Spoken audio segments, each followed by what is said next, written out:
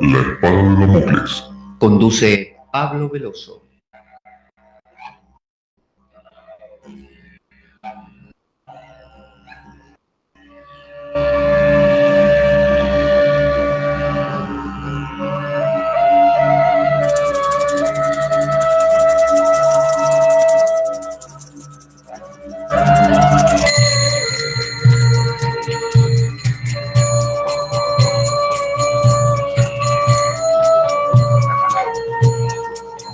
Tal como lo cortés no quita lo valiente, así lo hilarante no quita lo profundo.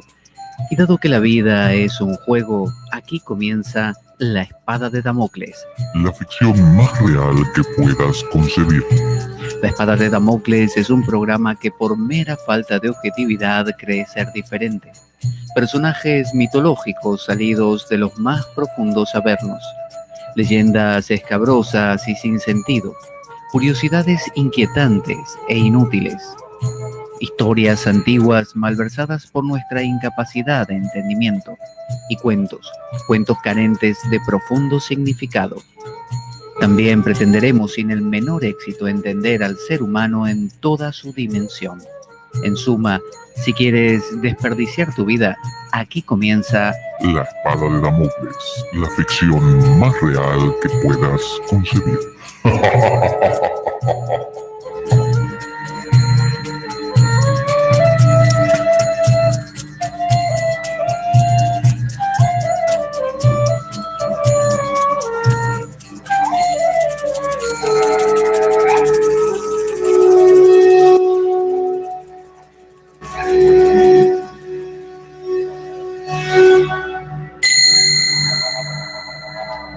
La espada de Damocles. Conduce Pablo Veloso.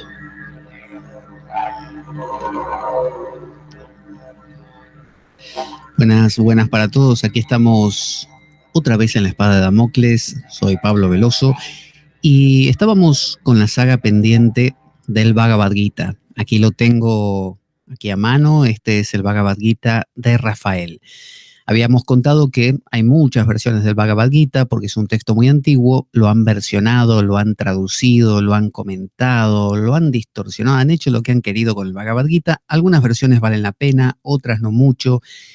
Hay muchas y normalmente lo que conviene es contrastar una con la otra. Así que esta que estoy usando en este momento pertenece a Rafael, un vedantín, un cultor del Vedanta no dualista, Advaita italiano. Y bueno, es muy acertado en sus comentarios, sobre todo porque hace referencia a esta no dualidad. Pero como digo, todos tienen, como se dice, su corazoncito, ¿no? Es decir, cada autor tiene su inclinación y va a tender hacia eso. ¿Qué era el Bhagavad Gita? Para recordar, bueno, es un diálogo entre quién, bueno, dos personajes que bueno, aquí no, en este dibujo han puesto cualquier cosa, han puesto como una especie de lucha de caballeros medieval, pero en la India se peleaba antiguamente, entre otras cosas, con carros de batalla. Entonces Arjuna, el protagonista, que seríamos nosotros, cualquiera de nosotros, es el que va dentro del carro con su arco y flecha preparado para dispararle a todos los que se le pongan delante. Y Krishna representa a Dios, representa esa voz de la sabiduría que nos habla al oído. Hay toda una metáfora del carro, que los caballos son los sentidos, que las riendas son la voluntad, que el conductor es la mente, que la voz de Krishna es como el buddhi, la inteligencia o la mente profunda, algo muy parecido a lo que ya Platón había prefijado y había también representado con esta misma metáfora. Metáfora que también usaba Parménides con el tema del carro, eso es algo que en el mundo antiguo era muy común. Estábamos en que Krishna le empieza a hablar a Arjuna y en este momento, más o menos, vamos a retomar por el verso 31, le habla del propio Dharma. Esa es una palabra que se usa mucho en el pensamiento hindú y que confunde bastante. Sencillamente porque no tenemos equivalentes, no hay palabras que representen lo mismo en nuestro lenguaje. Hay lo que diría Raymond Panikar, equivalentes homeomórficos, es decir, otra palabra que quizá no representa exactamente lo mismo, pero arrima, acerca bastante. Entonces, ¿qué es Dharma? Bueno, el Dharma algunos lo traducen como la ley, en realidad no lo es. El Dharma es aquella naturaleza de las cosas de ser como son. Ese es su Dharma. Entonces, por ejemplo, el Dharma, habíamos dicho, de un manzano es manzanear. El Dharma de un ser humano quizá es alcanzar la realización como ser humano. Pero luego hay un Dharma pequeñito, es decir, todos los seres humanos en general, nuestro dharma, nuestra inclinación es alcanzar ese punto que uno dice, ahora sé de qué va esto, entiendo de qué va la vida. Ahora, hay un dharma personal. Pablo Veloso tiene, porque tuvo una educación distinta, porque le pasaron cosas muy puntuales, va a tener una inclinación hacia un comportamiento que los hindúes llaman swadharma, el dharma propio. Entonces, por ejemplo, si yo soy una persona que me dedico a hablar, a transmitir, a enseñar, bueno, mi swadharma, mi vocación, que viene del latín vocare, llamado, ese llamado, ¿cuál es mi llamado? Bueno, mi llamado es contar, hablar, transmitir, comunicar. El maestro será enseñar, el dharma de un bombero será apagar incendios. Es decir, el bombero, yo, el maestro, todos compartimos el mismo dharma, que es realizarnos como seres humanos, lo que Heidegger llamaría tener una vida auténtica. Ahora, el swa significa del ser, de su propio ser. El swadharma del bombero es apagar incendios de la mejor manera posible, salvar gente. El swadharma del maestro es enseñar. Mi swadharma es comunicar. ¿Cómo se entera uno cuál es su swadharma? Bueno, básicamente escuchando, porque si la vocación es un vocare, un llamado, bueno, si yo afino el oído, voy a escuchar ese llamado. ¿Lo voy a escuchar como una voz, como si fuera un esquizofrénico que escucho voces en mi cabeza? Probablemente no. Probablemente lo que escuche sean indicios, vaya notando que hay una suma de factores que me está orientando en esta dirección. Eso es un swadharma.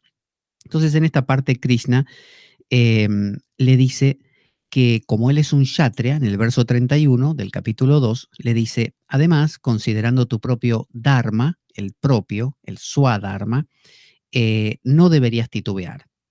Para un kshatriya, acuérdese que las 4 castas son el trabajador manual, la más baja, el que le sigue es el comerciante, luego el que le sigue es el guerrero y el último es el, digamos, sacerdote.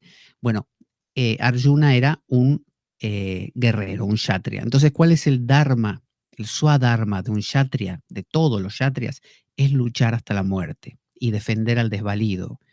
¿Cuál es el swadharma puntual de Arjuna? Bueno, Arjuna lo sabrá, pero Krishna le está diciendo, tú, obviamente como ser humano, tu destino es realizarte, ¿no? Comprender, hacerte preguntas profundas. Ahora, ¿cuál es tu destino como guerrero? Luchar. ¿Cuál es tu destino como Arjuna? Bueno, eso lo tendrás que escuchar tú. Entonces le está diciendo que para un kshatriya no existe nada mejor que un combate legítimo, ¿no?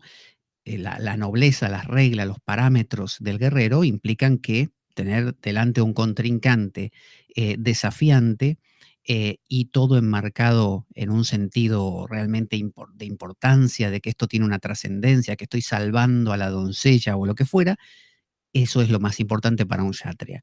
Esto se lo está recordando Krishna. ¿Por qué lo hace? Porque a veces nos confundimos. A veces yo noto el vocare, la vocación de comunicar, pero digo, no, vi en la televisión que aquel otro, no sé, es actor y aquel tercero es político y le va mejor, entonces yo tendría que ser eso. Estoy traicionando mi propio swadharma. En lugar de vivir mi swadharma, estoy viviendo el swadharma de otro. Imagínense qué feo vivir la vocación de otro, como cuando de repente a los niños se les impone que aprendan piano o que si alguien es hijo de un doctor, que sea médico también.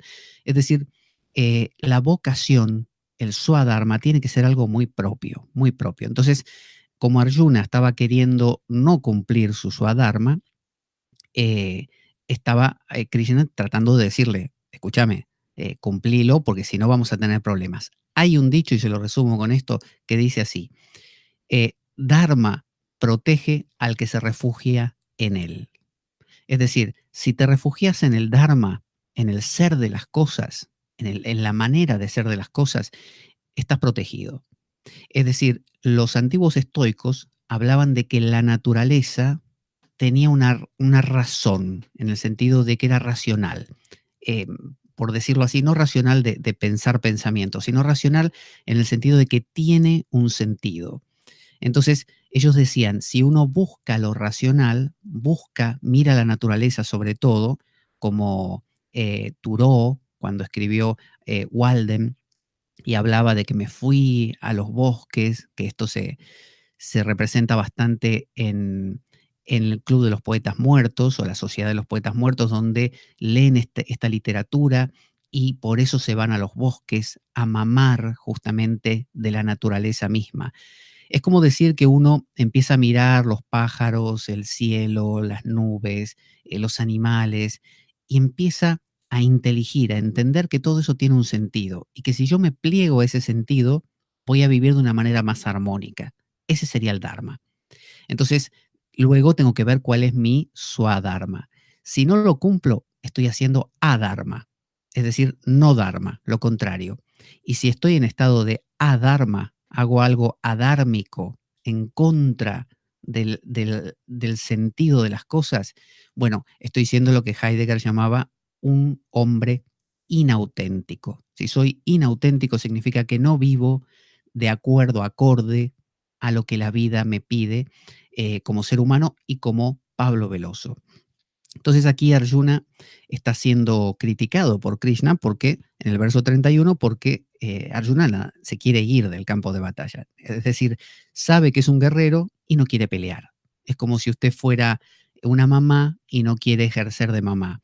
O fuera, no sé, un piloto de avión y no quiere volar, ¿no? ¿Para qué? ¿Para qué te inclinaste hacia eso? Si eso es tu llamado verdaderamente, otra cosa es que no lo sea, si ese es tu llamado, traicionar ese llamado es matarte directamente. Entonces sigue diciendo Krishna, dichosos los guerreros, los kshatriyas, o Partha, lo denomina o Partha, o hijo de Prita, de Kunti, una gran reina, a quienes tal combate se les presenta espontáneamente como una puerta abierta al cielo. Es decir, dichosos aquellos a, a quienes la vida les presenta algo que va con su vocación. Qué dichoso aquel maestro a quien le llegan alumnos. Qué dichoso aquel padre que le aparecen o que le nacen hijos. Qué dichosa la persona que, no sé, le surgen los medios para cumplir su vocación. Le está diciendo, es lo que te está pasando a vos. Estás teniendo una guerra delante tuyo. No te vayas. Ese es tu dharma. Pero si no quieres afrontar este legítimo combate, entonces, olvidando tu swadharma y tu honor, cometerás error. Papam. Esa palabra tan rara, papam. Papam, en realidad es, porque es con A larga. Papam. Los hindúes tienen dos palabras. Punyam, que significa mérito, y papam, que es error.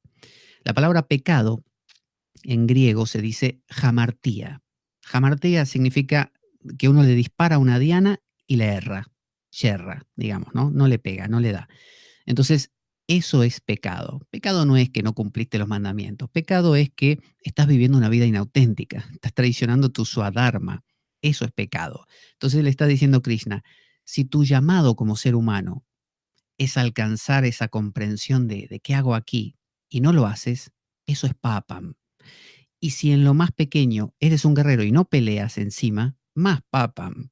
No esperes que te vaya bien. Vas a sufrir un montón porque vas a ir a contracorriente.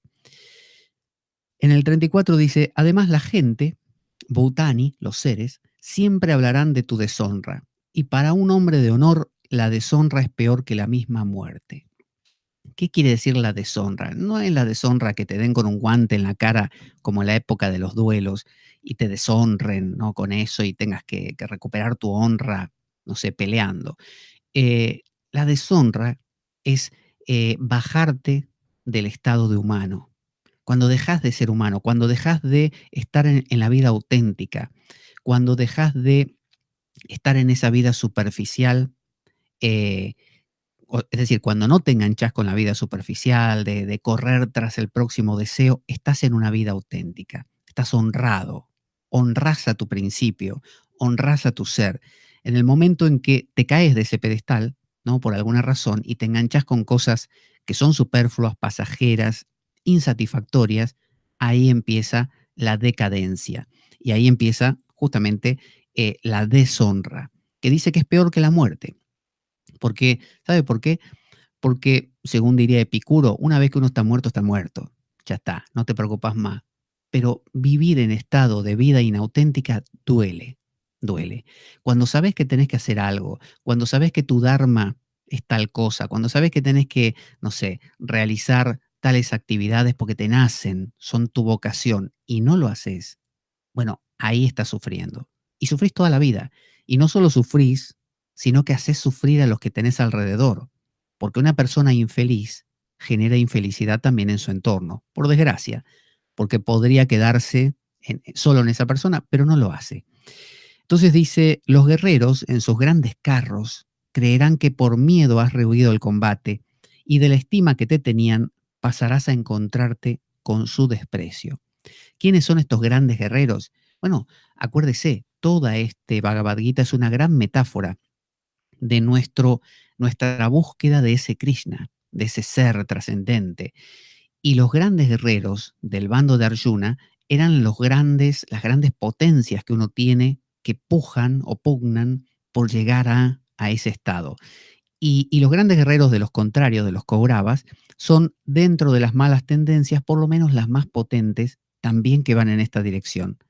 Entonces, si uno como yo, como el yo, el ego, ¿no? Eh, el ser humano, empiezo a dejarme, me voy aflojando y me voy entregando a cosas que no son el ser con mayúscula, bueno, esas grandes potencias mías me van a decir, pero ¿qué estás haciendo?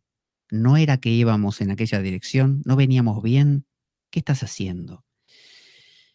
Dice, creerán que es por miedo estos guerreros que te estás echando atrás. Y en realidad es por miedo, es por miedo. ¿Por qué uno no se abre al ser? ¿Por qué uno se inclina más por la vida inauténtica, por las cosas superfluas, por los deseos que te compensan en el momento? Por miedo. Por miedo porque nadie nos habló nunca de estas cosas.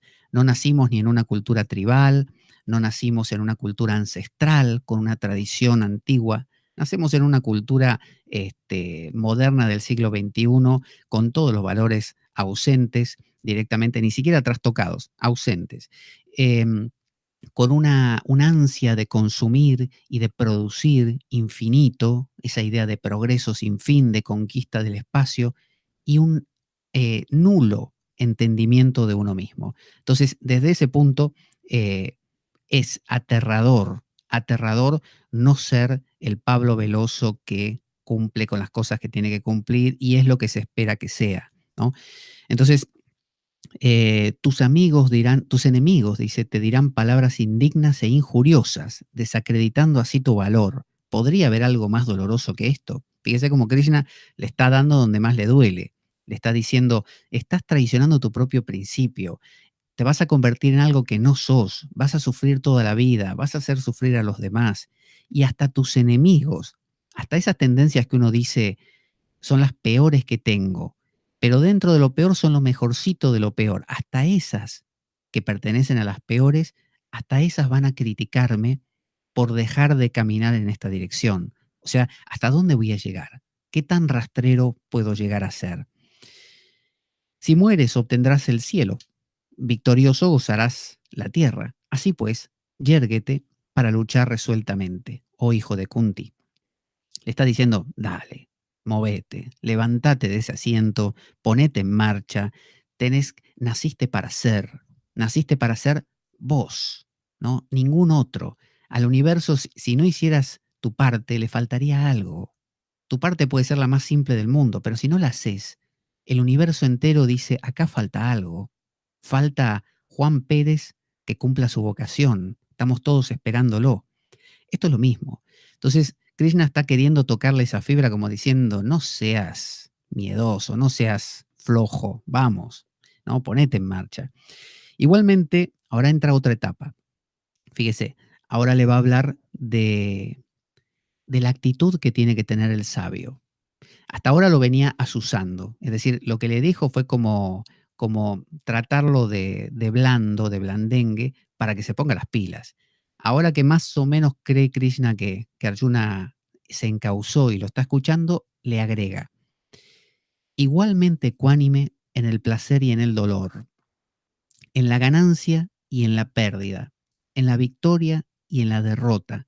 Prepárate pues para el combate, así no podrás cometer error alguno. ¿Qué quiere decir? Igualmente ecuánime en el placer y en el dolor. ¿Qué quiere decir? ¿Que yo me siento en un clavo y no me duele? No, ecuánime.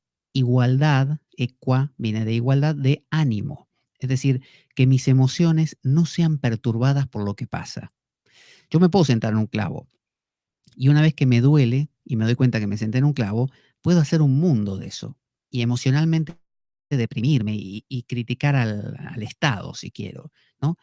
Pero eso no me va a ayudar en absoluto. Es más, me va a complicar la cosa. Por otro lado, yo puedo sentir que me clavé un clavo y bueno, decir una palabrota, qué sé yo, y listo. Y a partir de ahí sacarme el clavo, ponerme desinfectante y demás. Es decir, son dos actitudes distintas.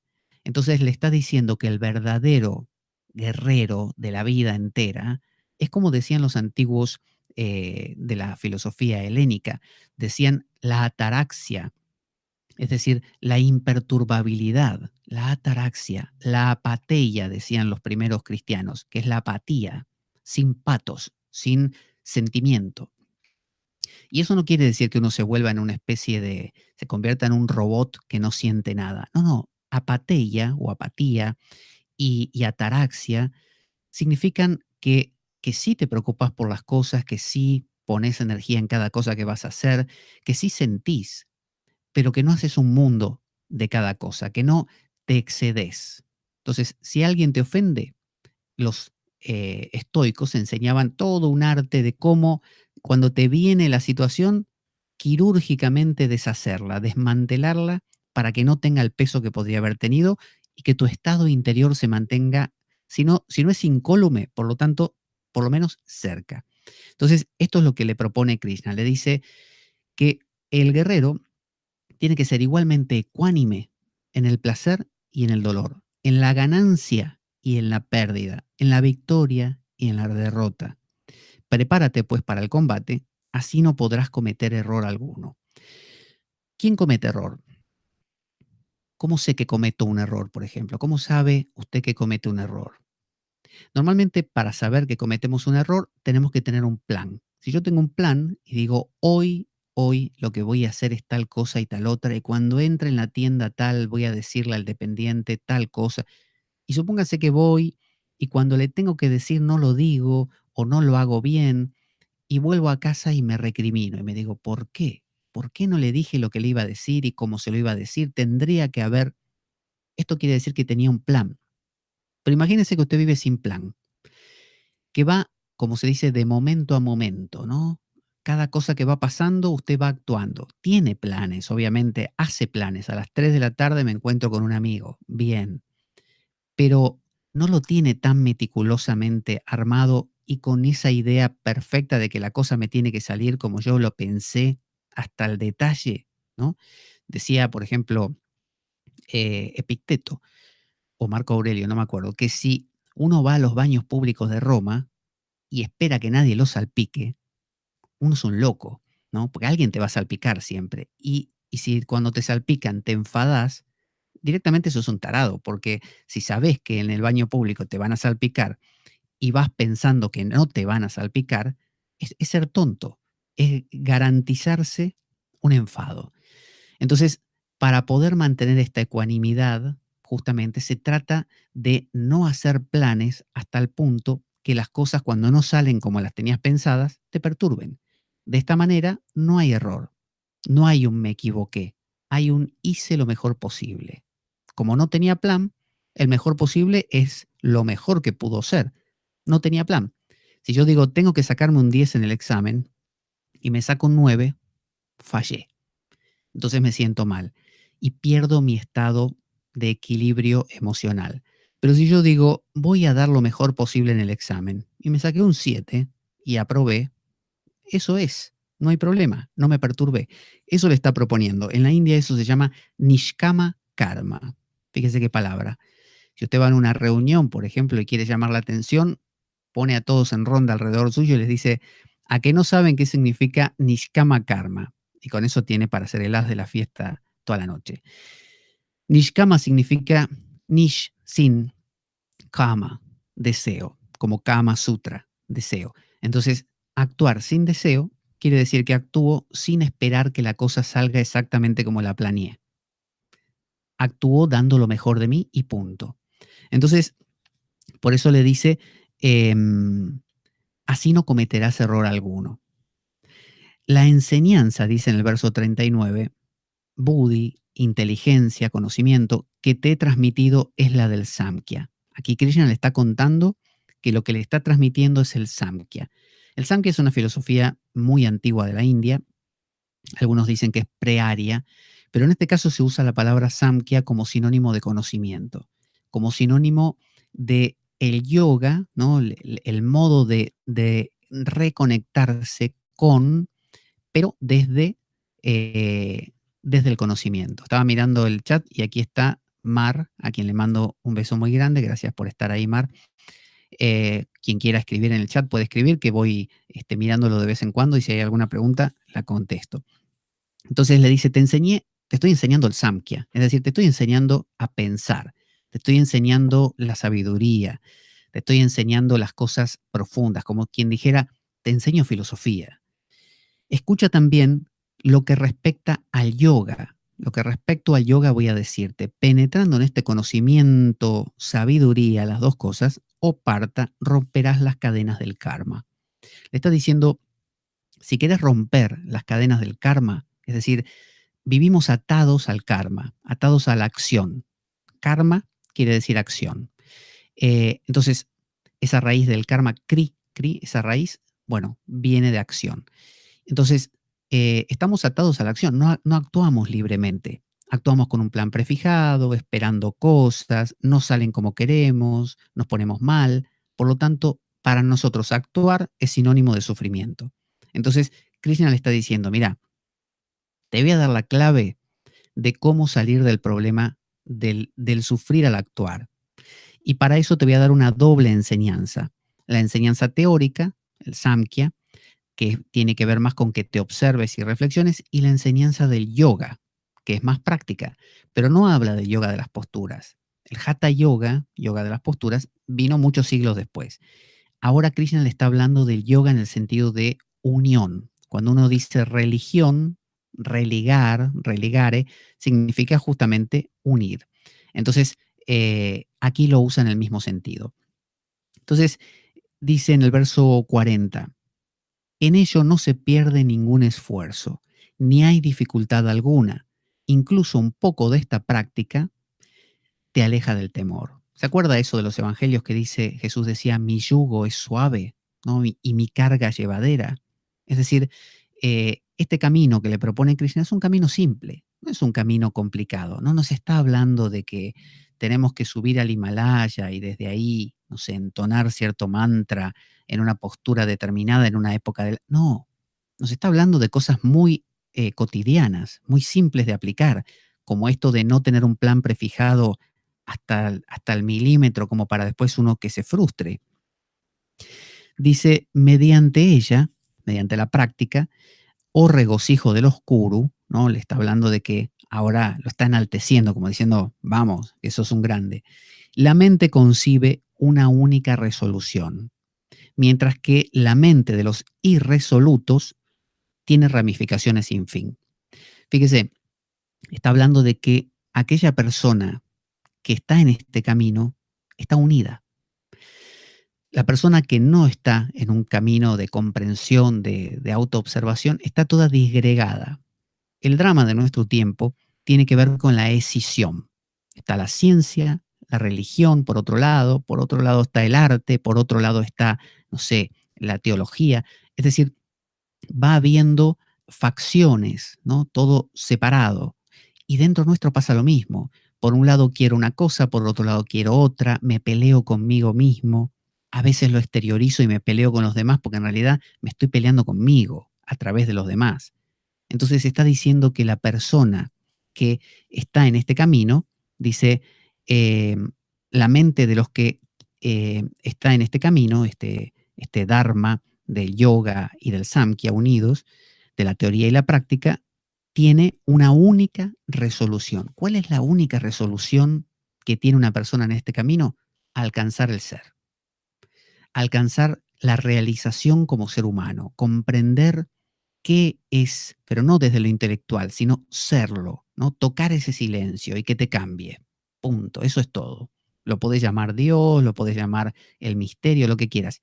Esa es la base de una persona que está en este camino. Ninguna otra. Usted dice, bueno, el placer de comer, caminar, amar, lo que quieras. Todo bien, eso está también, pero está en un segundo plano. Para un ser humano, la primera y única cosa importante es la realización. Sin eso, todo lo demás se muere. Entonces, ¿de qué te sirve ser un árbol que tenga las mejores manzanas si se te pudrió la raíz? Entonces, ¿cuál es la raíz? La raíz es, diría un religioso, Dios. Diría un filósofo, el ser. El arjé, el principio original. Bueno, eso es. Eso es lo que cultiva una persona que está en este camino. Entonces, no está dividido, no pierde fuerza. El yogi es un avaro de energía. Si yo despilfarro mi energía, bueno, no llego a lo que quiero hacer. Imagínese que usted se quiere comprar algo y no ahorra, gasta, gasta, gasta. Y bueno, nunca lo va a comprar. Pero si usted ahorra, dice, no, no voy a gastar en esto, no voy a gastar en aquello, no gasto en aquello otro, y lo pongo acá. Y donde uno lo pone, con eso le dice uno al del kiosco, deme todo esto de caramelos, por ejemplo. Y uno se come 8.000 caramelos. Esa es la cosa.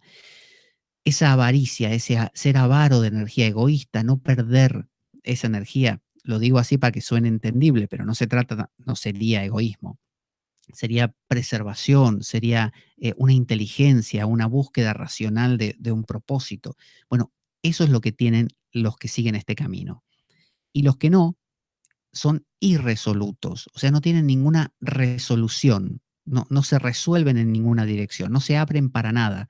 Hoy es esto, mañana es aquello, hoy estoy con esta chica, mañana se me ocurrió estar con otra, pasado con otra más, ahora me como esto, mañana quiero más y quiero comer la comida exótica de no sé dónde, y después, y así con cualquier cosa. Uno puede hacer de la cultura, del ejercicio físico, de cualquier cosa puede hacer una inagotable fuente de entretenimiento, aún de la religión, aún de las cosas profundas. Entonces, se trata de un despojamiento. Fíjese, le dice, para liberarte del karma, tenés que vivir en nishkama karma. O sea, le está diciendo, tenés que soltar tu deseo. No que no te den placer las cosas, sino tu deseo de que las cosas sean como querés. Si lo soltás, te despojás, ahí es donde te liberas del karma. No te toca, no te afecta. Entonces dice, o Parta, y sigue insistiendo, o Prita, o hijo de Kunti, ¿no? Está refiriéndose, Prita es Kunti, a la gran reina Kunti, como diciendo, sos el hijo de la reina Kunti, no me vengas acá con menudencias. O Prita, o Parta, los necios que se complacen en la interpretación literal de los Vedas, con palabras floridas dicen, fuera de esto no hay nada. ¿Qué son los Vedas? Bueno, los Vedas son unos textos antiguos de la India que cuando se los nombra así de forma genérica se refiere a todo el cuerpo de escrituras hindúes, o sea, lo que se llama los Sruti, los Brahmanas, los Aranyakas, los Upanishads, los Puranas, los Itihasas y bueno, y todo lo que aparezca, los Tantras, todo eso es conocido como los Vedas. Imagínense dentro del mundo cristiano cualquier cosa que haya escrito cualquier santo, cualquier cosa que haya escrito cualquier intérprete, cualquier cosa que haya escrito cualquier apóstol, todo la Biblia, todo el conjunto, eso sería como los Vedas. Entonces dice que hay algunos que lo toman literalmente, literalmente. Es decir, que dicen, si Jesús caminó sobre las aguas, caminó sobre las aguas. No hay duda, caminó sobre las aguas. ¿Y qué significa eso? Nada, que caminó sobre las aguas. Entonces dice que los que hacen eso son necios y se complacen, les encanta estudiar qué hizo, cómo lo hizo y contárselo a los demás, convencer a otros. Esa es la religión literal. Eh, y que con palabras floridas son gente que obviamente estudia y dice, porque en esa época pasaba que, y con palabras muy agradables dicen, más allá de esto no hay nada. Y el pensamiento alegórico es aquel que, ¿no?, que señala con metáforas hacia algo más profundo, ¿no? Es un lenguaje simbólico. Entender que caminar sobre las aguas no es un tipo caminando sobre el agua de verdad, ¿no? O si lo hizo, da igual. David Copperfield también caminó sobre las aguas. Me estoy refiriendo a que el símbolo, caminar sobre las aguas, ¿qué son las aguas? Y quizá la vida. ¿Qué es caminar sobre las aguas y no hundirte? Y que podés justamente vivir de tal manera que no te coma el mundo. Bueno, eso es la interpretación alegórica. Esa interpretación alegórica es la que esta gente, dice necios, niegan. Y toda la religión actual, cristiana, islámica, que se vuelve fanática porque defiende presupuestos literales, carece de poesía, carece de profundidad. Si Mohammed recibió el Corán en esa cueva, bueno, recibió el Corán en la cueva es una cueva de verdad y está ahí, la señalamos y la visitamos en peregrinación, no hay vuelta. O si, como digo, Jesús nació de una virgen, es una chica que no había tenido relaciones, es virgen. No, no, la virginidad representa otras cosas, representa un no compromiso con ciertas cosas, una preservación de ciertas cosas inocentes que nos permiten abrirnos a realidades más profundas. Esa es la interpretación alegórica. Y Krishna dice que hay gente que dice, los necios se complacen en la interpretación literal de los Vedas. Con palabras floridas dicen, fuera de esto no hay nada. Vamos a hacer una breve, una pausa mínima para contar que aquellos que quieran colaborar con el programa, ya que no tienen sustento económico propio ni ajeno, em, pueden hacerlo como si me invitaran a una taza de café, y pueden hacerlo ya no a través de iBooks porque ha quitado el botón de donación, sino que simplemente me escriben a pablojorgeveloso@gmail.com o bien a infoespadaweb@gmail.com. En estos dos correos me cuentan que quieren colaborar y yo les envío, por un lado, el enlace de PayPal, de mi cuenta de PayPal, y también de la cuenta bancaria, por si uno lo quiere hacer por un lado o por otro. Cualquier colaboración en ese sentido es bienvenida porque sirve justamente para esto, para conseguir bibliografía que tiene sus costos y materiales del programa. Continuamos, entonces, ahí va. Verso 44, capítulo 2 estamos, verso 44. Recuerden, quienes quieran escribir aquí por el chat, yo lo voy mirando. Por ahora la tenemos ahí a Mar, que puso una flor muy bonita. Quien quiera escribir algo y preguntar alguna cosa, la voy contestando si es que la sé. Verso 44. Los que están apegados al poder y al placer, y cuya mente está absorta en dichas cosas, no poseen el discernimiento ni se encuentran establecidos en el samadhi. Aquí está diciendo la gente que está pegada al poder y al placer. No dice la gente que disfruta del poder o del placer. Por ejemplo, yo frente a este micrófono tengo cierto poder, que es el poder de la palabra, de poder hablar, poder comunicar, que alguien me esté escuchando. De la misma manera, un padre, una madre tienen poder, también entre comillas, con sus hijos. Ese es un buen poder. Es el poder natural que se da por simplemente cuando se reúnen seres humanos, algunos coordinan unas cosas y otras otras. Pero luego está el apego, el que me gustó. Me gustó porque baso mi vida en que poniéndome por encima de los demás, me siento más feliz porque me siento más grande. Ahí hago del poder un fetiche. Entonces, lo que está diciendo es quien se apega al poder y al placer. Es decir, si yo como algo rico y me da placer, todo bien. Si yo tengo sexo y me da placer, todo bien. Ahora, si no puedo vivir sin eso y me empiezo a definir a través de esos placeres y necesito cada vez más, porque yo ya me pongo el rótulo de que yo soy ese placer, estoy apegado al placer y ahí tengo problemas. Entonces, lo que está proponiendo es que los que se apegan al poder y al placer y cuya mente está absorta en dichas cosas, cuando usted se apega a un placer, ¿no? No puede parar y su mente ya no está disponible para nada más. Quien está enamorado está apegado a esa mujer u hombre.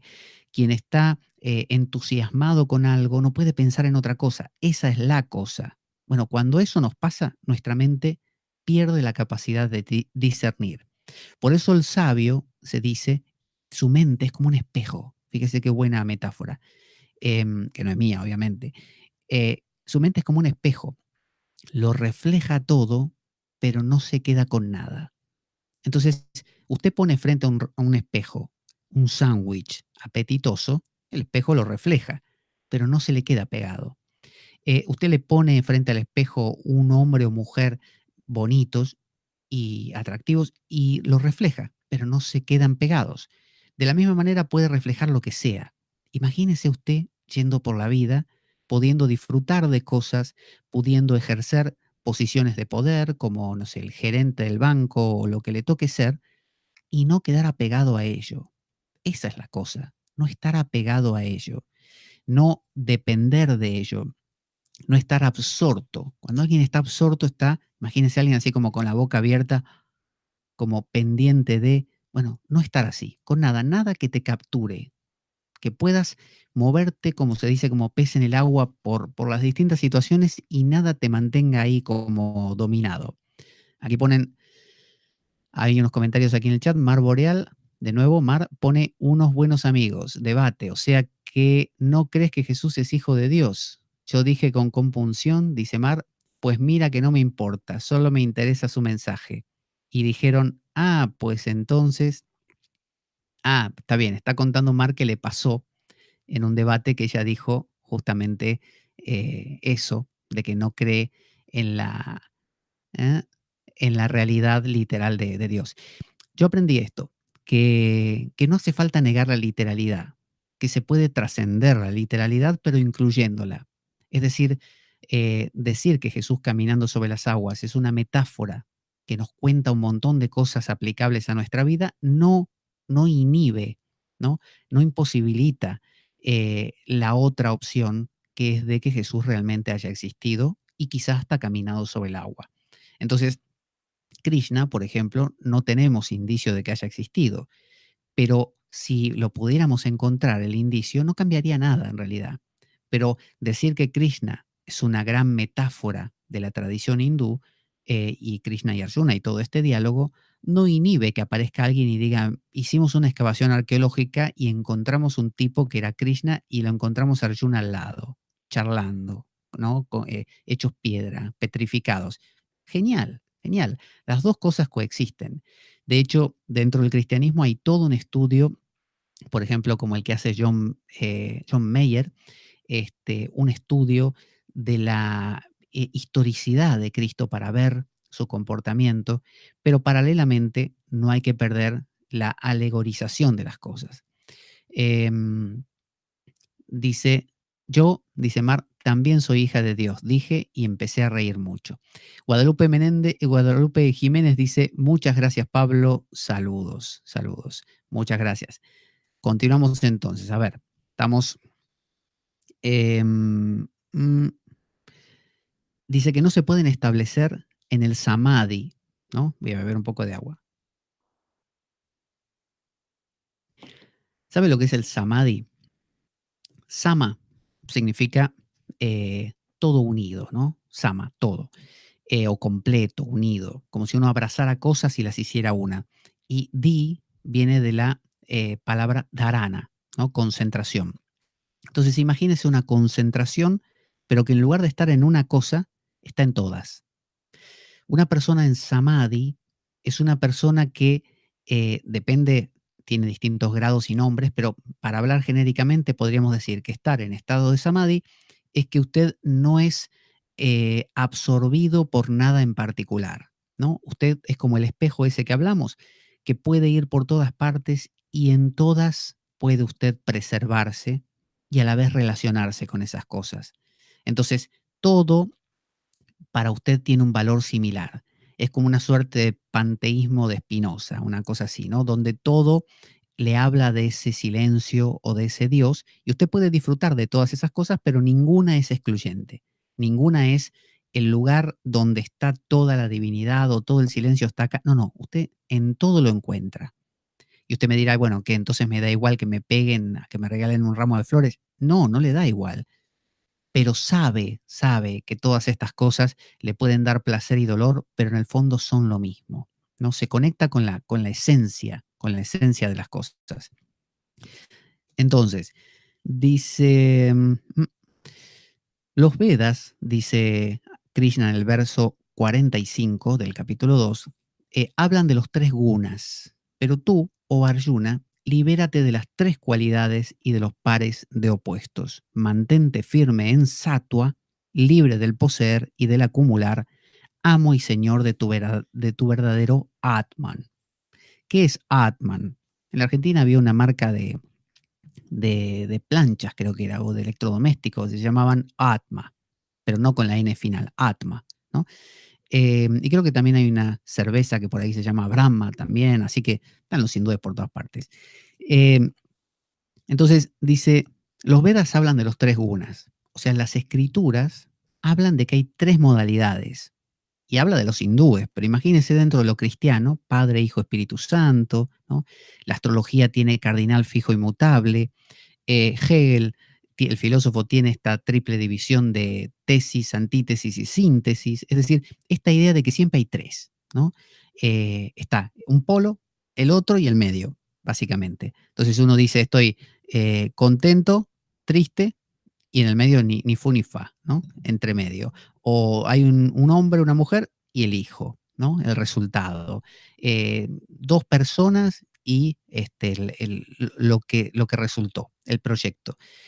Entonces, los hindúes dicen que hay tres modalidades que tiene la naturaleza. Y cuando dicen la naturaleza es todo, ¿eh? La mente, las emociones, el cuerpo, la vida, los minerales, todo lo que a usted se le ocurra. Tiene tres. Sattva, rayas, tamas. Tamas significa la oscuridad, la ignorancia, la inercia, ¿no? Es un estado como de estar quedado, de estar como quietito, ¿no? De conservar.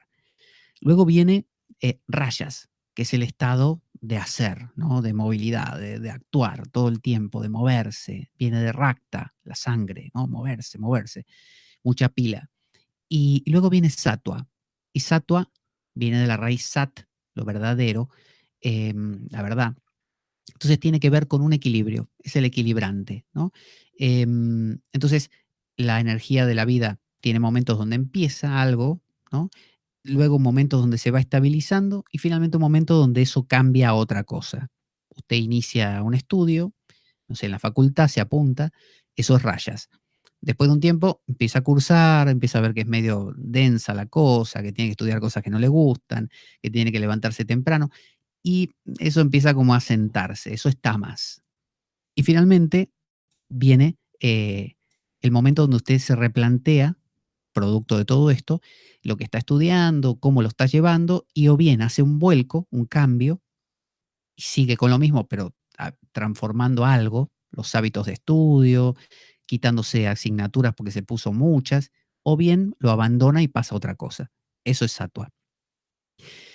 Este abandonar y pasar a otra cosa es el estado más equilibrado, podríamos decir, porque no tiene ni de uno ni de otro. No es ni acción ni tampoco es reposo. Es el medio. Es como una especie de estoy ahí, estoy ahí, estoy ahí. Es el Espíritu Santo. Entonces, Krishna le está diciendo, no te dejes enganchar por la pasión, ¿no? De hacer mil cosas, ni tampoco por la inercia de quedarte así como estancado. No, busca al revés. Busca esa especie de fluctuación que te mantiene rebotando, pero chiquitito, así, rebotando entre cosas, pero ninguna te captura.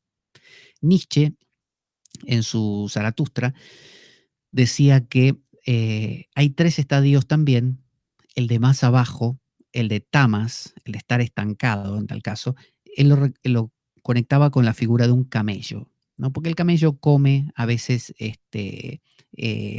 arbustos espinosos que le lastiman la boca y él ni se entera, se los come igual, ¿no? Como alguien que es medio dejado, como que no se preocupa demasiado. Luego está el estado de león.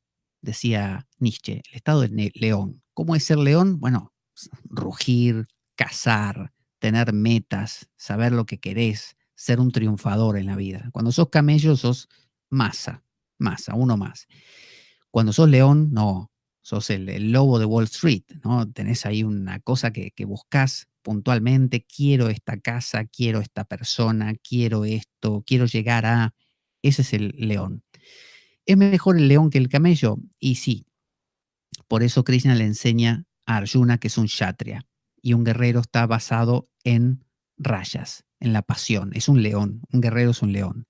¿Por qué elige Krishna a un león y no justamente al que está en esta última que vamos a hablar ahora?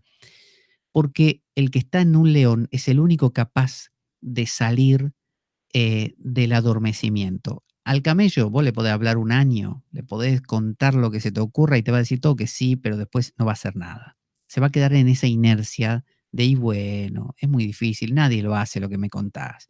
Esto de la filosofía es, no, déjame a mí con mis cosas. Ese es el camello.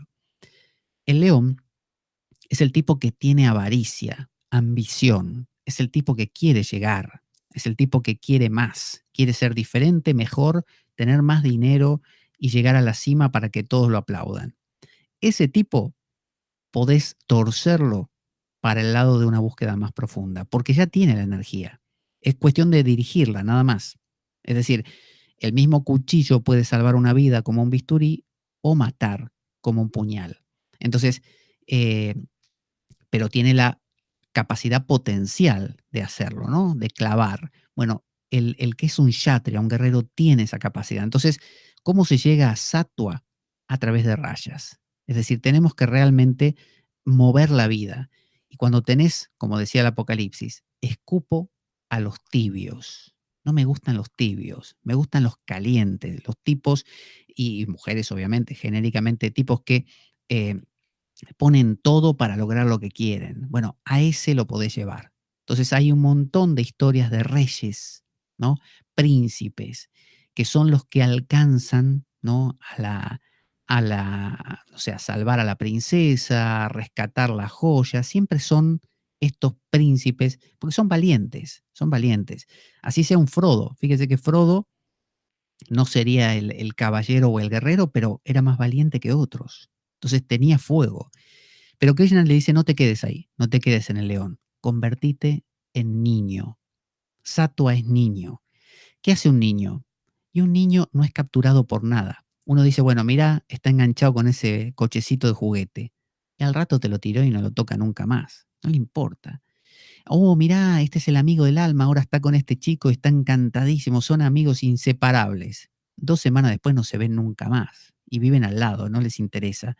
El niño es así, es un espejo que todo lo refleja pero con nada se queda, nada realmente lo compromete. Entonces hace de todo pero no se engancha. Rebota, por momentos lo ves tranquilo, tamas, por momentos lo ves activo, rayas, pero no está pegado a ninguno de los dos, es libre. Entonces le está diciendo Krishna en este verso, le dice, los Vedas hablan de los tres gunas. Hay tres, le está diciendo, hay tres modalidades. La mayoría de la gente está en tamas, adormecido. Ya hay todo un capítulo del Bhagavad Gita que habla de los tres gunas, y que le cuenta cómo es cada uno. Y le dice, pero tú, le dice, libérate de las cualidades de los pares de opuestos. ¿Qué son los pares de opuestos? Bueno, frío, calor, bueno, malo, lindo, feo, conveniente, inconveniente, moral, inmoral, todos esos pares de opuestos que son cosas que uno predefine. ¿Qué es lo bueno? Y lo que me parece a mí. ¿Qué es lo malo? Y lo que me parece a mí. Entonces, ¿es malo que me pase esto? Y quizá, si yo lo miro a largo plazo, acaba siendo bueno, pero en el momento me parece malo. Entonces, ¿malo o bueno? Depende de lo que yo crea. Entonces le dice, deja de creer, deja de creer. Decía, creo que era Platón, que hay un conocimiento que es la doxa, el conocimiento del estudio de las cosas, ¿no? De lo que se dice, ¿no? De las cosas. Eso es la doxa, interpretativo. Y por otro lado está la noesis, ¿no? El conocimiento noético. Esa noesis es como el jnana de los hindúes o la gnosis, ¿no? Es la capacidad de, de vaciarte de todo lo que es racional y abrirte a una respuesta que excede cualquier opinión pequeñita. Ese es el desafío. Entonces, dice, libérate de los pares de opuestos, mantente firme en sattva, en eso, en el equilibrio, libre del poseer y del acumular. De nuevo, no es que no tenés que poseer. Uno dice, poseo este micrófono. No, no lo poseas, porque si no, no, libre del acumular. Uy, poseo o acumulé, no sé, 3 conectores de micrófono de repuesto. No, no los acumules. No, no está diciendo eso. Lo que dice es, fíjese, libre del poseer y del acumular. Libre. Es decir, no quedes preso de eso. Yo puedo tener 100 micrófonos y no estar preso, o tener uno y estar preso. Entonces, obviamente que quien más tiene es más propenso a quedarse pegado a sus cosas, porque tiene que cuidar de todas esas cosas. Y el que menos tiene suele ser menos apegado, pero no siempre. A veces a ese que no tiene nada, usted mañana le da un montón de cosas y descubre que es más papista que el papa, más apegado, ¿no?, que el que tenía mucho. Entonces, no se trata solamente de desposeerse. Si yo regalo todas mis pertenencias, no por eso soy desapegado, simplemente soy pobre, regalé todo. El tema es tener lo suficiente, pero no apegarse a las cosas. Entonces, dice, mantente firme en sattva. Fíjense el detalle, mantente firme. No le dice, bueno, quédate en sattva y vas a estar bien. Está diciendo, mantenete firme. Renová todos los días tu resolución de sostenerte ahí. Porque si no, te come tamas y te come rayas. Cuando estás en rayas y estás queriendo ser el rey del mundo y te sale mal, te deprimís y te convertís en tamas otra vez, en un tamásico. Después de un tiempo empezás a tener energía otra vez y volvés a ser un rayásico. La idea es mantenerte en sattva, no dejarte comer ni por uno ni por otro, ¿no? Entonces dice, libre de poseer y de acumular, amo y señor de tu verdadero Atman. Entonces le está diciendo, amo y señor de tu verdadero ser, ¿no? ¿Quién es un amo y señor? Bueno, aquel que no es llevado de aquí para allá. ¿Cómo sabe uno cuál es el esclavo? Y porque al esclavo lo mandan y le dicen, hace esto, no haga lo otro. Pero al amo no. El amo es el que da las órdenes. Entonces, la pregunta sería, usted, yo, nos hacemos esta pregunta. ¿Soy un esclavo de mis pasiones? ¿Soy un esclavo de mis apetencias? ¿Soy un esclavo de mis intereses? ¿Soy un esclavo de mis miedos? ¿Soy un esclavo de...? Y póngale todo lo que se le ocurra. Si la respuesta es sí, es porque usted no es dueño de su Atman, ¿no? No es dueño de su ser. Es usted un esclavo de todas las circunstancias. Y ahí uno pierde el estado de sattva y se ve llevado a intentar ser rayásico, perder la energía, volverse tamásico, después la vuelve a recuperar. Y es una vuelta sin fin entre ser un león y un camello toda su vida. Y hay gente que nunca levanta la cabeza y ni siquiera se convierte en león, cosa más triste todavía. Para finalizar ya, que estamos en la hora, le recuerdo que estamos armando el viaje a México, donde daré en principio 2 talleres en 2 ciudades distintas a lo largo de seguramente de una semana.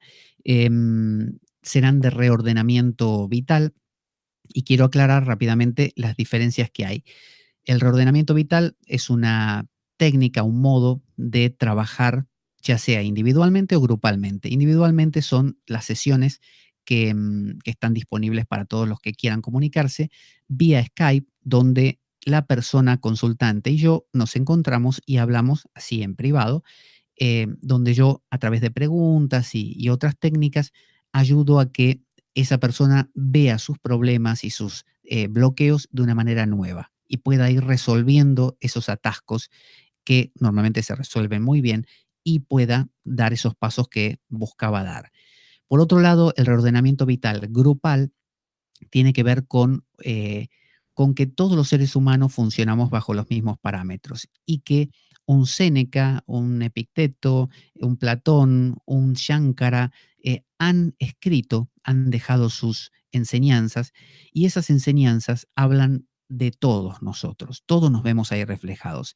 Como crecemos en una cultura donde normalmente no se nos dan herramientas, bueno, podemos apelar a estas antiguos escritos e ir reflexionándolos. Yo los voy como traduciendo y los vamos dialogando, los vamos hablando en general, sin hablar de la vida particular de nadie, sino en general. Entonces, todo eso nos permite reordenar nuestra vida. Eso es lo que vamos a hacer en México y lo que hago cada vez que voy a dar un taller o un curso en distintas partes también aquí en España.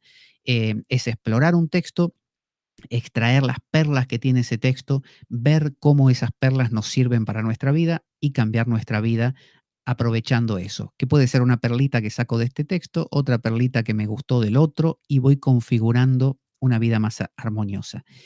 Y por otro lado están los cursos también online, o sea, reordenamiento individual, talleres y cursos grupales de reordenamiento también vital, y luego cursos donde enseño simplemente. Alguien me dice, quiero aprender tarot, curso de tarot. Quiero aprender astrología, curso de astrología. Quiero estudiar el Bhagavad Gita en profundidad, lo estudiamos. Esto individualmente. Esas son las tres cosas. Y vamos a ir ya a nuestra cortina de despedida. A ver si alguien más escribió aquí en el chat. A ver, no. Así que muchas gracias quienes estuvieron. Guadalupe Jiménez, Mar Boreal. Les mando un saludo a ambas. Muchísimas gracias por estar ahí. Ya nos encontramos la próxima para continuar con más Bhagavad Gita. Vamos a nuestra cortina. Soy Pablo Veloso. Esto es La Espada de Damocles. Y Avanti Damocleanos.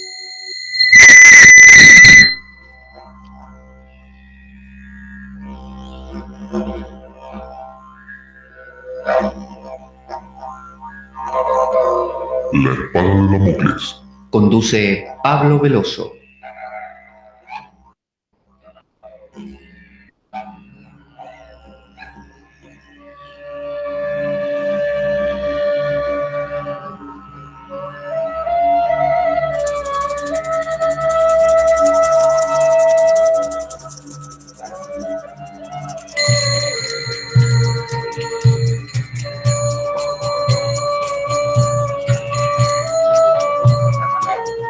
Y dado que la vida es un macabro juego concebido por una mente perversa, únete a nosotros en nuestro próximo programa, cuando escuches las siguientes palabras. La Espada de Damocles, la ficción más real que puedas concebir. Buena vida para todos, buena semana y... ¡Avanti Damocleanos!